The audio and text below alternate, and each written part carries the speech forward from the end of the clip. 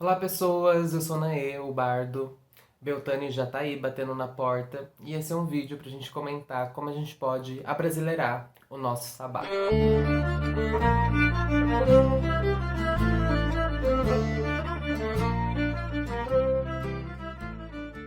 No vídeo anterior eu comentei sobre Ostara, né, como abrasileirar Ostara, e muita gente gostou, eu adorei a repercussão que teve, assim, ajudou bastante no meu trabalho. Muitas pessoas pediram para eu continuar essa série, né, de como abrasileirar a Roda do Ano, de como pensar a Roda do Ano no Brasil.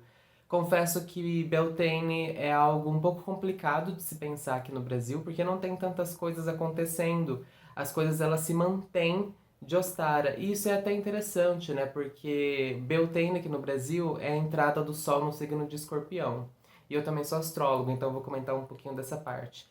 Escorpião ele é um signo fixo. E os signos fixos, por completo, né? Touro, Escorpião e Aquário, são signos que mantêm as estações. São signos que tendem a manter a estação em que está de forma fixa, de forma rígida mesmo. Enquanto os mutáveis são os que vão indicar o final de uma estação para outra, são os que têm as forças para conseguir transformar uma estação para outra. Então, geralmente, os sabás que caem em signos fixos, né, Soen e Beltane, não tem tantas relações com a Terra, porque a Terra está estável, já que acompanha a estação anterior. Então, aqui no caso, começou a primavera e agora a gente está vendo um ápice da primavera, né? Muitas frutas, muitas flores, a questão das chuvas e do calor tá muito quente. Eu tô até suando aqui no vídeo, tá muito quente ultimamente, assim, com pancadas de chuvas. Então, aquilo que eu comentei no vídeo anterior de Ostara ainda tá valendo, sabe? O contato com as águas e tudo mais. Aí eu queria aprofundar um pouquinho mais nessa coisa da água e dos seres relacionados à fertilidade que são da água aqui do Brasil. E eu tenho um contato com alguns seres do folclore brasileiro, especialmente com botos e com as cobras grandes. E eu trouxe uma forma de comunicar com vocês de como vocês podem cultuar esses seres e chamar esses seres para sua prática de bruxaria. De uma forma em que eles possam ser aliados, de uma forma que eles possam ser espíritos que trazem algum tipo de coisa que você precisa, de alguma troca que você faça com eles. Vale ressaltar, obviamente, que todos os seres do outro mundo, fadas, encantados, seres da natureza, precisam ter cautela para se trabalhar com eles. São seres que não possuem muito da nossa moral, dessa coisa de bem e mal, e que eles atuam da forma que eles mesmos querem, que eles mesmos pensam em como atuar. Então são seres que precisam de um pouco de cautela para se trabalhar. Você não vai querer desrespeitar nenhum deles, porque com certeza o estrago vai ser grande. Então eu trouxe aqui algumas ideias do que você pode fazer e como que eu trabalho com cada um deles, como uma forma de também estender o conteúdo que eu fiz no Instagram com esses seres lá. E aqui eu vou comentar um pouco da minha prática. Essas flores que estão aqui atrás são flores pro Boto. Eu ofereci para ele e depois eu vou colher, vou fazer uma tintura que vai ser um perfume para mim. Então a gente fez essa troca, eu ofereci, depois que ela secar, que ele já tiver retirado o que ele precisa, eu vou usar essa folha para produzir um perfume para mim. Essa é uma forma que eu achei de honrar ele e também de fazer algo para mim. E o Boto, ele é o ser que eu tenho maior proximidade, ele é o meu principal aliado dentro da bruxaria. Se aproximou de mim uns anos atrás e, enfim, é uma relação que eu não comento muito porque eu acho muito íntimo, então só tenho ele aqui como um aliado importante. E essas rosinhas que vocês estão vendo são ofertas que eu fiz para eles. Os botos, eles são seres muito andrógenos, eles são seres muito queer até. Eu acho muito interessante isso e eu gosto dessa relação, porque as pessoas pensam em botos geralmente como um homem ou até às vezes como uma mulher, né, a bota, como seres que enfeitiçam as pessoas para namorar. Então, na noite de lua cheia, eles saem da água transformados e aí eles seduzem homens e mulheres para conseguir dar uns beijos e fazer um rally rola, uma coisa assim. Só que se a gente pensar por uma perspectiva de que o boto, ele se transforma em homem para seduzir mulheres e se transforma em mulher para seduzir os homens, onde fica a população queer dentro disso, sabe? Com certeza o boto também vai aparecer da forma que a pessoa se sente atraído, né? Aquilo que a pessoa se atrai. E aí vem um aspecto muito queer para mim do boto e um aspecto que eu até tento pesquisar enquanto folclorista, que é a forma que o boto ele aparece para as pessoas. Para mim, ele vai aparecer da forma que a pessoa se sentia atraída.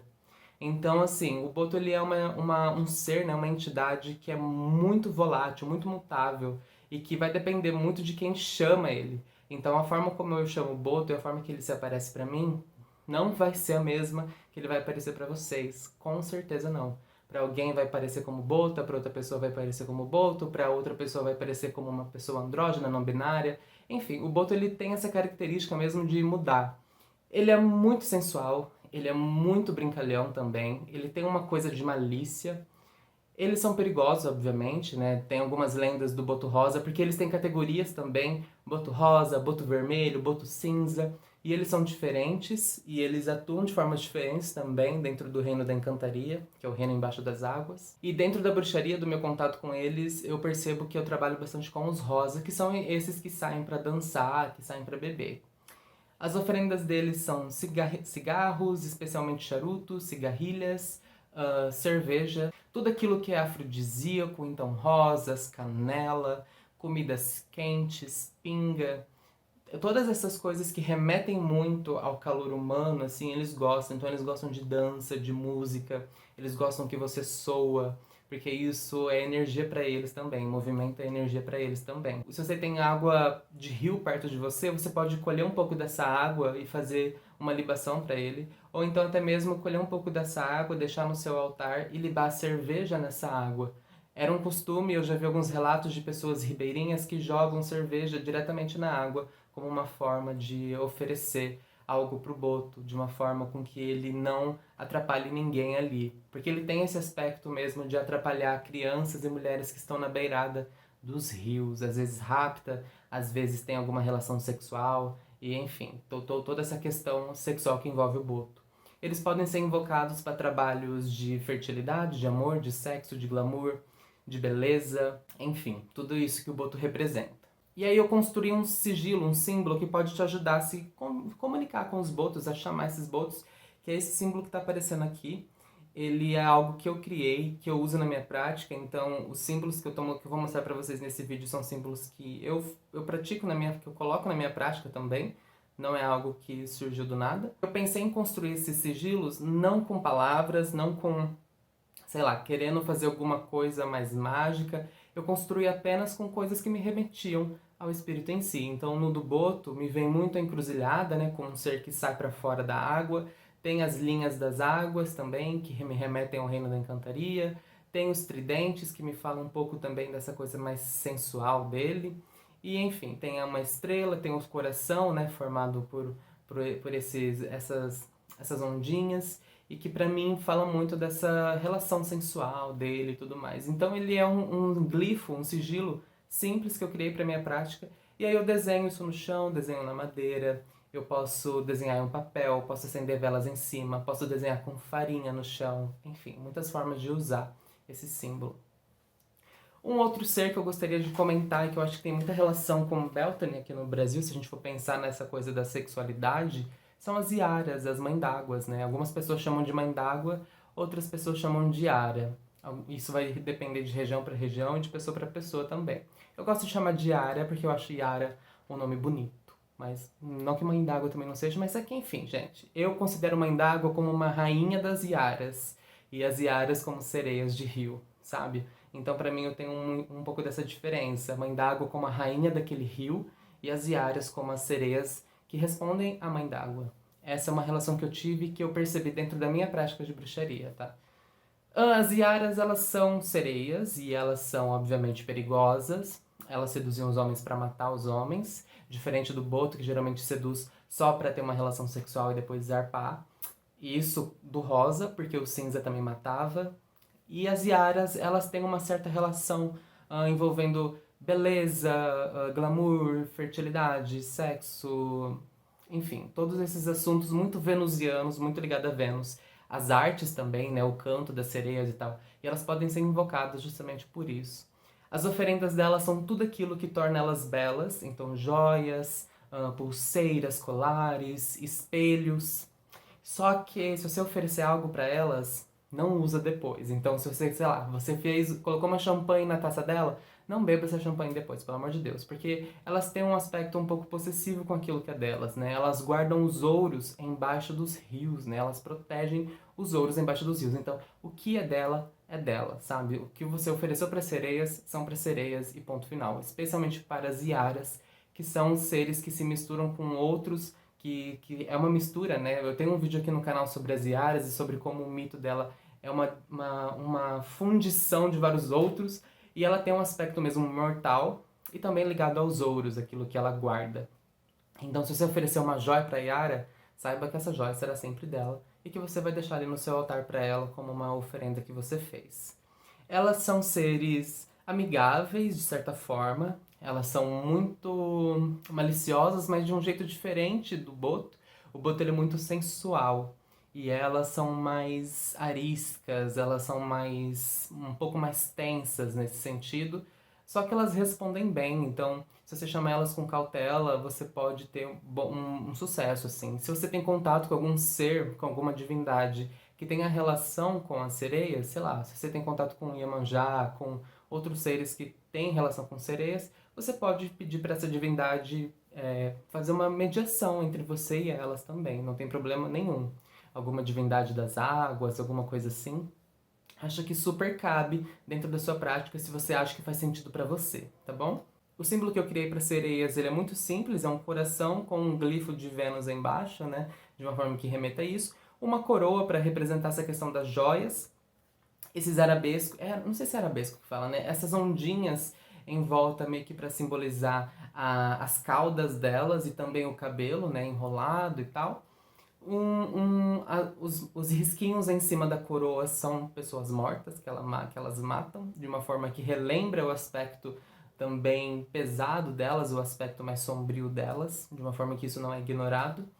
E as estrelas dentro do coração como algo de brilho, né? Como algo que traz essa sensualidade, essa coisa do brilho e do glamour delas também. Então é um símbolo muito simples, que também pode ser desenhado com farinha, com giz, você pode desenhar direto com água com cheiro. Perfumes e água de cheiro também são oferendas legais para elas, tá? Rosas, mas diferente do boto, são rosas rosas mesmo, da cor rosa, ou brancas, eu acho que faz muito sentido. E enfim, sereias. E o último são as cobras grandes, que são aliadas minhas há muito tempo, acho que mais do que o boto ainda.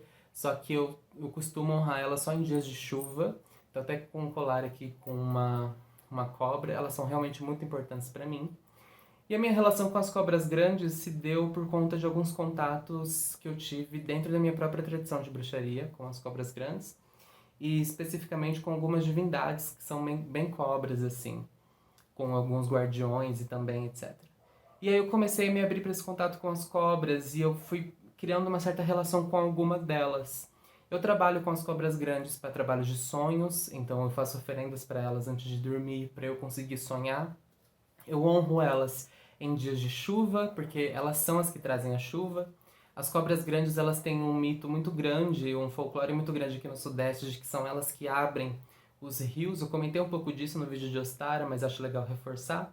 Então, se elas abrem a passagem para o rio passar, elas também são, né, as anunciadoras das águas, elas são as que guiam as águas. Que essas águas brotam da terra, ou seja, tem ligação com embaixo da terra também, e essa água evapora e cai. Então ela tem esses três aspectos dos lençóis freáticos, das nascentes, né, de água embaixo da terra, da água em cima da terra e da água que cai dos céus. Eu consigo honrar e ter uma relação com as cobras grandes nesses três níveis, assim.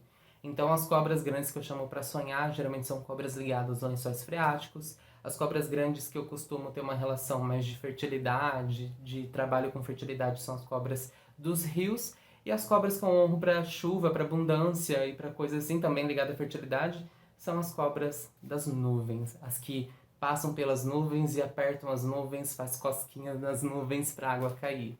Essa é a visão que eu tenho delas e que eu gosto muito disso, acho muito poético.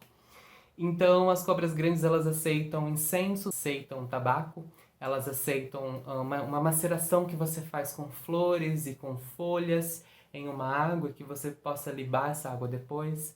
Elas aceitam uma libação de água simples, elas aceitam frutas, mas claramente elas também são perigosas porque são cobras. A gente deve ter uma cautela em chamar elas. O símbolo delas que eu criei é um símbolo que tem a cobra, né, o principal, tem os 3x, que representam os 3 lugares de atuação, né, os lençóis freáticos e as águas embaixo da terra, a água na terra e a água em cima da terra, né, das chuvas. Tem também essa coisa essa coisa que eu não sei o nome, que eu coloco em tudo, que eu gosto disso, que me remete a uma fonte, uma água que jorra, né? Uma coisa que jorra para cima, que jorra para baixo, e os risquinhos em cima trazendo a questão da chuva. Então é um símbolo que eu pensei muito nessa coisa da água e nessa coisa dos três reinos, né?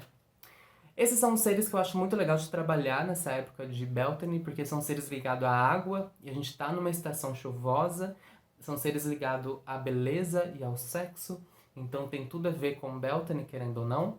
Mas uma coisa que a gente não pode negar é que o Beltane aqui no Brasil cai muito perto de Finados, né? Finados é no começo do mês seguinte, de novembro, então a gente sai de Beltane e já entra em Finados, e eu acho que dá pra linkar essas coisas tranquilamente. A gente não precisa, nossa, celebrar tudo e depois ficar mórbido, sabe? Eu acho que cabe uma relação, uma festividade alegre para os seus ancestrais também. Dentro da minha prática, eu costumo levar oferendas e ofertas para os deuses da minha tradição, que são ligados à morte. E são geralmente divindades que eu ofereço flores nesse dia. E eu lembro muito, nessa época de finados, da Maria Jandira, uma santa milagreira da minha cidade, que ateou fogo em si mesma por conta de um amor não correspondido e que foi prostituta ali na época dos anos 20 aqui em Campinas e que depois virou santa milagreira. Então as pessoas vão até o túmulo dela para pedir coisas e geralmente assuntos ligados ao amor. Eu lembro muito dela porque eu acho que ela tem muito a ver com essa época. Ela é muito alegre quando ela participa de ritos, assim, quando a gente chama pela presença dela. Ela é muito jovial, ela tem uma coisa muito de beleza, uma coisa quase cigana, assim, também, sabe? Apesar dela não ser uma cigana, ela tem um aspecto meio tipo os ciganos da Umbanda, assim, sabe? Uma coisa de felicidade, uma coisa de beleza, de um encantamento que ela traz, assim, me lembra muito. E eu gosto de lembrar dela, de honrar ela nesse dia. E eu acho que tem tudo a ver com Beltane também. Ela acho que é um espírito que adoraria cultivar Beltane assim e celebrar Beltane. Então esse ano eu quero muito ir no cemitério levar flores para ela. E se você tem algum milagreiro na sua cidade, né, algum espírito local da sua cidade, eu acho super legal de você levar e honrar ele. Isso também em Soen, né? Mas como é muito perto de Beltane, dá para pensar nisso. E também honrar os seus ancestrais, né? E aí você pode fazer comidas para honrar os seus ancestrais e comidas que são muito dessa época ou que remetem esse calor da época, né? Então eu penso muito, por exemplo, em comidas com dendê. Por que não, sabe? Por que a gente não faz uma moqueca de oferenda para os ancestrais? Por que a gente não faz um, sei lá, um feijão fradinho com dendê, um quiabo refogado no dendê? Tudo que tem ali dendê pra gente oferecer pros nossos ancestrais. Pipoca com dendê, sabe, gente? Dá pra fazer um monte de coisa. E eu acho que pra gente usar isso também, sabe? Usar as rosas, as pimentas, usar as frutas da época, as amoras, e todas as outras frutas que estão dando nessa época, né? Colher várias flores diferentes do seu bairro, trazer para o seu altar, fazer um banho com essas flores ou fazer uma tintura. E tintura é simples, gente. Pega um álcool 70%, joga dentro e pronto, deixa ele macerando durante 21 dias, tá? No álcool 70 dá super certo e depois você passa na pele. O álcool 70 você não ingere, tá? Você só pode ingerir o álcool de cereal. Só que aí o álcool de cereal você precisa completar um pouquinho com água, mas isso, enfim, gente, é uma outra aula. Faz um 70, passa na pele que tá tudo certo. É o que eu vou fazer. Eu vou pegar um monte de florzinhas, colocar no álcool 70, deixar no escuro durante uns 21 dias e aí depois eu posso me banhar naquelas flores de Beltane, sabe? Trazer a beleza, trazer o glamour de Beltane para o nosso corpício. Então, gente, é isso. Como eu falei, é uma continuação de Ostara, né? Um trabalho com as águas, com os rios, o trabalho com a terra, com aquilo que a terra oferece. Eu espero que o seu Beltane seja cheio de glamour, beleza, sexo, tesão e energia e fogo. E é isso, pessoas. Um grande beijo e até o próximo vídeo.